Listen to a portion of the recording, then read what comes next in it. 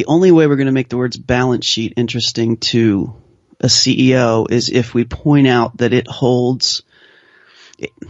I'm going to start from the beginning just in concept, but essentially cash is king. So your bank balance is everything. It's that very first building block when you build a building that's the cornerstone that you put the date on when you started building. The balance sheet is everything that gets built around that makes up essentially the foundation for the business. So the reason this is important is unless we're 100% sure that we know and understand everything on that balance sheet, then anything else we're reporting on, from profitability to customer sales to what we owe people to literally anything we're relying on to run our business out of the financials, unless that balance sheet is rock solid, then nothing else can be relied on. So the way maybe to frame it up is to say, look, if you own your business, you need to make sure that the people doing your financials know and understand every single dollar that's sitting on your balance sheet in a way that they can explain it to you in English. But the bottom line is, as an owner of a business, what you want to do is you don't have to know and understand and get into the details of every item on your business balance sheet. But in order for you to have any confidence in profitability, in customer sales, in net income, in EBITDA, in anything you're looking at to see how you run your business, you need to know that that balance sheet is in good shape. So what I suggest you do, the best control you can possibly have is, well, there are two. Actually, there are two that I recommend. But one is to once every 6 months, and I won't even say once a quarter. Once a quarter would be fantastic. But once every 6 months, just sit down and with your accountant or with your bookkeeper with a balance sheet and have them print a report that shows you what that balance sheet balance has done over, let's just say even the last 6 months. Say you're doing this once every 6 months. And go through every account on it. And there aren't a lot. It's not going to be too painful. There are maybe, 15 or 20 on most balance sheets for small business owners. There may be more than that in some that have created too complex of an accounting system just for accounting's sake. But go through each one and make sure that bookkeeper can explain to you in English what the account is and what it represents. And then show you what's called a reconciliation for that account. And the bottom line is what you want to know is that the balance sheet represents a couple things. It represents all the stuff you own. That's what it's called, everything in the asset section. It represents all the stuff you owe. That's the numbers in the liabilities section. And it represents all the stuff that's been invested in your company. And that's the stuff in the equity section. So there are three main sections of this document. And the reason it's called a balance sheet is essentially what it's saying is everything that you own in that asset section has been paid for either by or financed either by a liability, which is the stuff you owe people, or equity, which is the stuff you've put into the business. And it's really kind of that simple. So for assets, you're going to have things like bank accounts and inventory. If you have inventory, you're going to have accounts receivable, which represents what your customers owe you.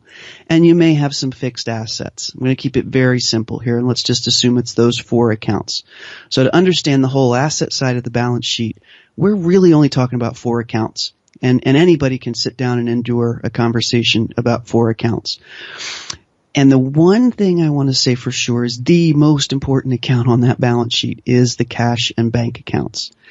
So make sure that your accountant, this is something you need to request, and you probably want to see it every month.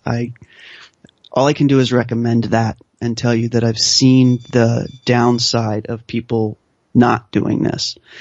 But look at that reconciliation every month and make sure you understand it and that it's balanced to the penny. Because a penny off in a bank reconciliation could mean $100 one way and $99.99 the other way. And that is the only place that one of the key places that value can leak out of your business.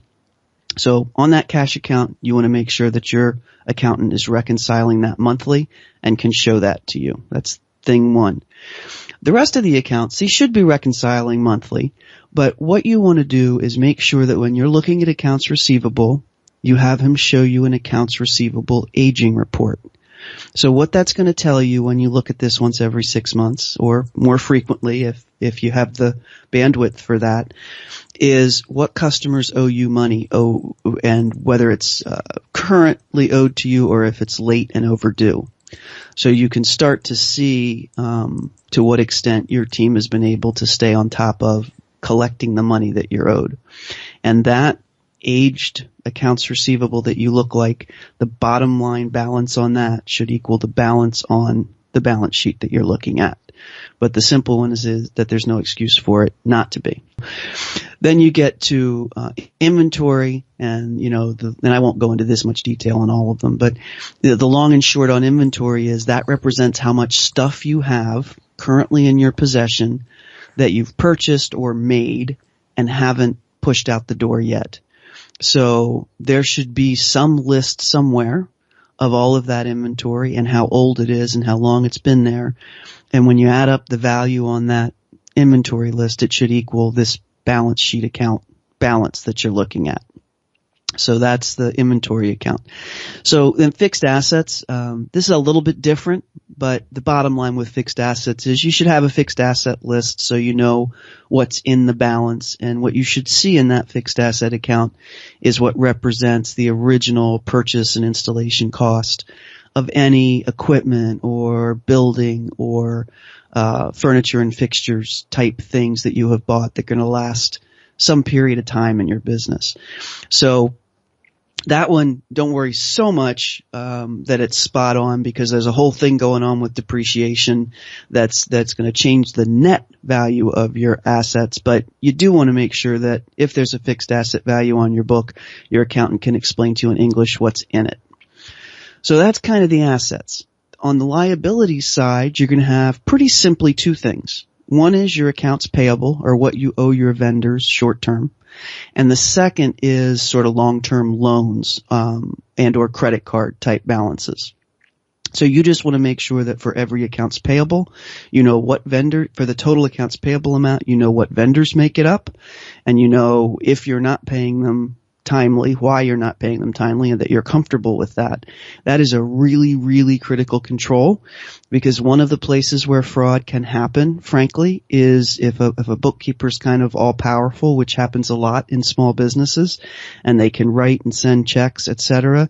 They could be, I'm not wishing this on anybody, but I have seen it happen where trusted bookkeepers and office managers and the like have redirected those funds. So what'll happen there, and the reason this is an important control, is that in accounts payable, that balance will not go down. When you think you've paid the bill, your balance sheet will still say that you owe money to this vendor. So if you see that happen, then you can quickly put a call out to the vendor and say, have you been receiving our payments?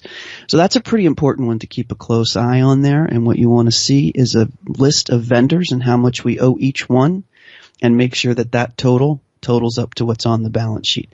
The long-term loan piece should be pretty straightforward. You know what loans you have, and you know how long you've been paying on those loans, but what your accountant should have for that is an amortization schedule, which shows how much you borrowed, what the interest rate is, for how long you borrowed it, and what balance is left at any given point in time, so that the balance that you'll see on your balance sheet is the estimate of what you still owe on that loan.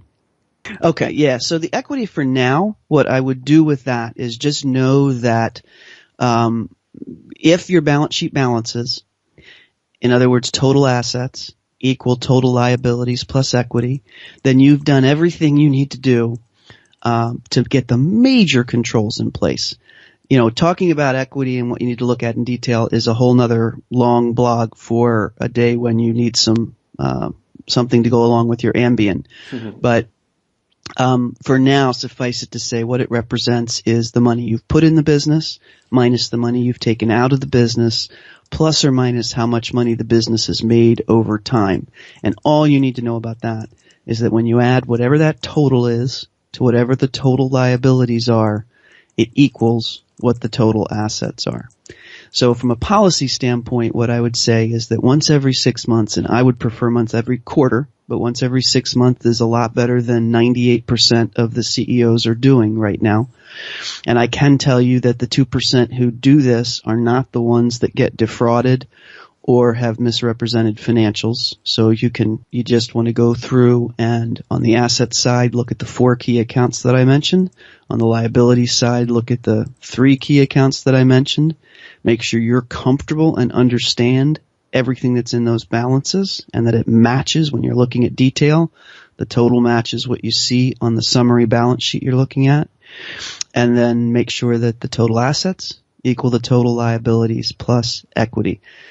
That policy does a couple things. Number one, it encourages the bookkeeper to do some things that they may or may not have already had on their deliverable list for you, but they definitely should have it on their deliverable list for you.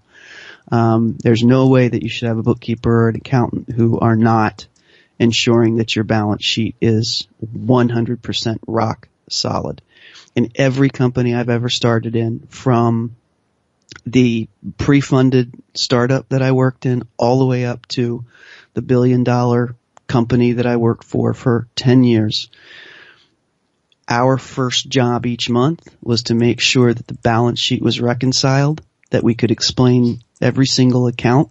And when it wasn't, that top priority had to be handled before we could go on and continue the closing process, because nothing else can be relied on if that's not certain.